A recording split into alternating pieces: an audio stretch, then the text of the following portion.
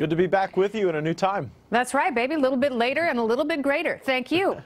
So the president has been busy on Twitter, and you have as well. You've gotten a lot of pushback for that tweet claiming that George Soros was paying Hondurans to get on a caravan. I didn't make that claim. I posed that question, and the basis for that, Kennedy, is that Judicial Watch and other organizations have seen a fusion between some of the George Soros-based left-leaning political groups and some of the NGOs, and specifically the Balkans was an area of the world where there seemed to be strong evidence of that fusion. Here, President Trump undoubtedly got a win, but it's the drug cartels that really lose. They benefit greatly when you have a mass migration of people that makes it very difficult to ascertain who is legitimate, who is illegitimate, who is dangerous, and who may be safe. And I think that this is a real strengthening moment for the security of the region, and definitely a good demonstration of the president's negotiating skills. Well, it's very interesting because a lot of people were worried how the NAFTA changes would affect our relationship with Mexico. Mexico was obviously the first to sign on before everyone pressured Canada into joining the Mean Girls Club. But now here we are, and I have to ask you, is the UN better equipped to deal with refugees than the U.S. government?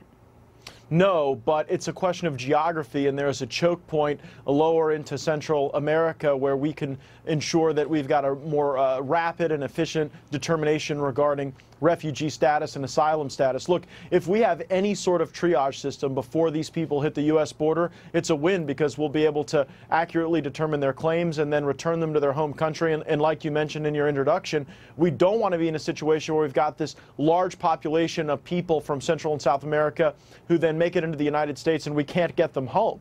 So we've got to, I think, support the governments like the center-right government in Honduras who are trying to do more to have strong, secure borders. And if we can work with Mexico and Guatemala to ensure that we get a faster determination earlier in the process, all the safer for U.S. neighborhoods. Well, it is an interesting process, and we will see what happens with some of these refugees and where they are placed.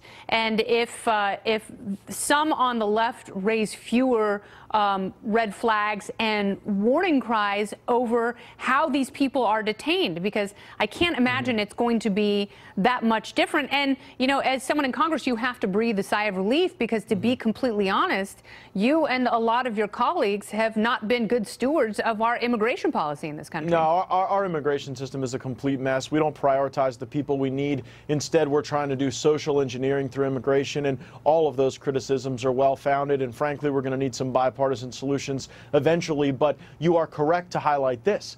The recent negotiation by the Trump administration in Mexico make all of our other problems easier to solve. Because if you can stop these migrants in Guatemala or in southern Mexico and have a determination returning them to their home country or potentially grant them asylum in Mexico rather than the United States, you're right, then the detention centers become less crowded, the court clog to be able to make legal determinations becomes a lot easier to solve, and then hopefully we're able to have humane treatment that also underscores the rule of law and the need for strong nations to have strong borders. Well, when the U.S. economy is doing well, obviously immigration increases because people want to come here by and large to work and make money and, you know, presumably take care of their families.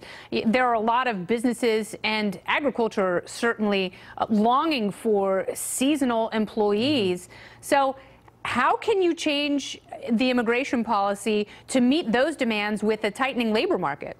By having a guest worker program that requires people to follow the rules, come to the country, and then return home when that seasonal employment opportunity no longer exists. We actually passed a guest worker program out of the House Judiciary Committee that was linked to the strongest border enforcement, that was linked to E-Verify, that stopped sanctuary cities. And I think that that's the type of approach we need. Unfortunately, we were not able to get enough moderate Republicans and Democrats to join us to get that bill over to the United States Senate. But absolutely, we need a guest worker program. But we can't just accept lawlessness, Kennedy. I mean, the left would say because we need cheap labor, we just need to raise the white flag in total submission to a lawless system, and that's not safe. It's also not beneficial to our economy. All right, let's talk a little bit. Let's shift gears and talk about Rod Rosenstein. One of your colleagues, Mark Meadows, he is furious at Rosenstein because he has been thwarting you guys, and you have been reaching out to him, trying to get him to appear before two committees.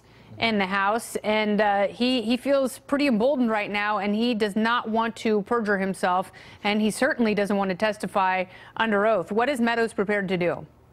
Well, I mean, this is unacceptable. The current plan, Kennedy, is to have Rosenstein come in and meet informally with the committee chairman and the ranking members with no transcript, with no testimony under oath. And I mean, my goodness, the former general counsel to the FBI told us that he believed the current Deputy Attorney General, Rod Rosenstein, was serious about wearing a wire on the president to remove him from office. And we have not held a single hearing or asked Rod Rosenstein a single question under oath about this. It is low energy oversight. It is a dereliction of duty by the Congress. And Mark Meadows and Jim Jordan and I are going to do everything we can with colleagues like Andy Biggs and John Ratcliffe to bring some sense of transparency to this. Why did you leave the House Freedom Caucus?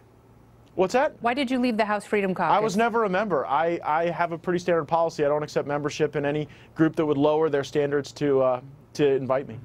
Isn't that a Groucho Marx quote? It's pretty great. It is. It is. Well done. No, I don't mind that you bastardized it. This is all I'm going to say to you. Thanks for coming here tonight. Stay off Twitter unless it's to promote your appearance on the show.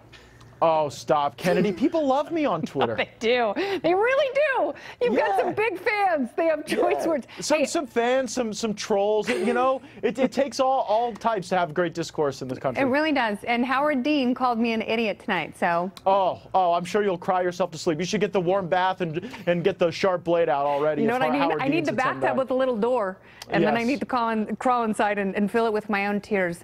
Congressman Gaetz, thank you very much. Thank you, Kennedy.